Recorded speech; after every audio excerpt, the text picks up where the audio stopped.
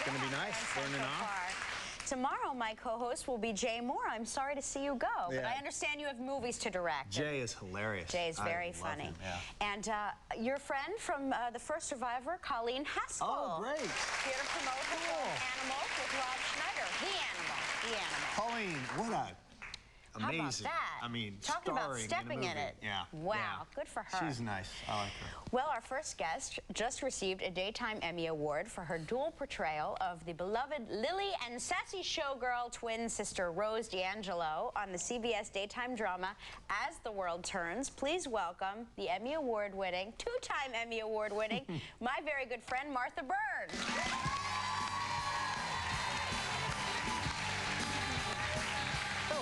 Nice to meet you.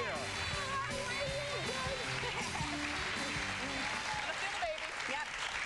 Thanks for having me. Oh my gosh, thank you for coming here. How fun to have your friend. Yeah, it's good. It was good. We didn't even have to like go over any note cards or anything in the morning. I didn't have to. I felt like I didn't have to research you. We know all the history. Yeah, I know. We're talking about babies and... Yeah, we both have sons named Michael. Yes. Hers is a year younger than mine. He just had a birthday yesterday. 3 years old. Yeah, it's very cute. Yeah, he's the star. He's the star. He put on the Emmy tape the night that I won. He goes, "No more mommy tape. No, I'll put my tape in." Bob the Builder. He wants to watch Bob the Builder. What does he think of your Emmys? Does he play with them? He's not allowed near them. Very dangerous items. They are pointy. They can hurt people. They could put an eye out. Yeah. So. I keep telling that to Gelman. I'm like, don't feel bad because you have that baby now, and you could really, you know, if you had an Emmy. It could hurt somebody. Calvin. You don't want to do that. No, it's great. I put him aside, but it's nice. I mean, I asked him, I said, "What's an Emmy, honey?" And he goes, "Daddy." I said, "You know what? You're right. Daddy is an Emmy because Daddy's a wonderful man." So it's nice. So, well, I don't know if you saw the daytime Emmys, but I was there, and Martha won the the big award, the last next to the best show, the last award of the night, and your speech was so inspiring that Mark and I turned to each other and said, "She should give motivational speeches." Well, thank you. That's so nice of you to say. It was really great. Oh, thank you. You know, you get up there and you look out at Radio City and you see thousands of people, and you just don't want to forget anybody. And then I said, I want to thank my parents, and the whole place just got quiet. You couldn't hear a pin drop in Radio City. I thought, oh, I better say something important and special about my parents, and it was just thrilling to be there and appreciate the view. I mean, first of all, just to be on that stage and look out and see that, it's just overwhelming. It's just overwhelming, because the second before they announced my name, I turned to my husband and goes, I said, "It's not me. It's not me." He goes, "It's you." I said, "No, it's not me. It's not me."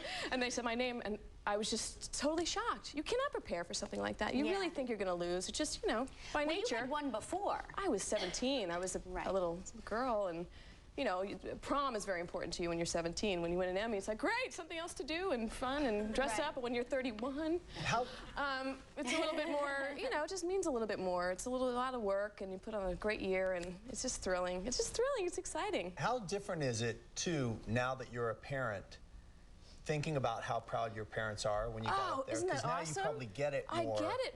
And I was an Annie when I was 10 years old, and I thought, my parents must have been a wreck. To see me up on stage and to be, even at Radio City, looking at my parents out there, it's just, they must be proud of what I've accomplished, and I'm proud to have them as my parents, first of all, that they're even, you know, supported me all these years and been so encouraging. You know, encourage your children just to be who they are, and they'll succeed, you know. How does that, when you have a dual role, do you actually, is it one role you get it for, or do you get it for the... You get it for both. You get it for both. And I submitted tapes where I talked to myself quite a bit, and it's a lot. It's so challenging. You know, I mean, on your show, you do it on your show a couple times. But it's got to be great for you as an actor when it all comes down to you and your performance. This is going to sound very strange. When you're going through your Emmy tapes and you think, oh, this is a really great scene. If only that other actor who can't remember their lines was in it. I never say that. No, I know what you're saying. But when you're in a scene with yourself, you're like, hey, it's a scene with me. I'm brilliant. I'm actually more critical. You're more critical. You're more critical of yourself because you look at all the nuances about each character, and I wanted to make sure there were no similarities between the two characters, mannerisms, speech patterns, all those things that you study so hard to make them so separate. And so when you watch your Emmy reels, you think you want to make sure that they're so distinct and different.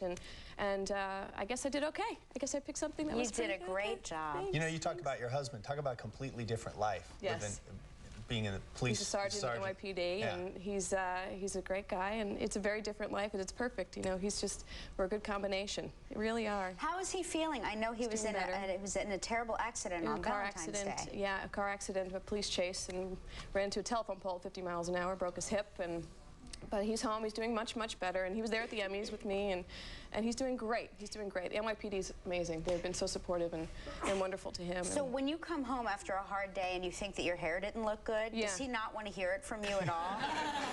He said, you know, he said, oh, how was your day? He said, well, it was a couple shootings, you know, found a couple bodies, you know, your basic day and the NYPD, and you think, wow, whose job is more important? I don't know. I had the worst scene today. I couldn't get my tears. I was a little...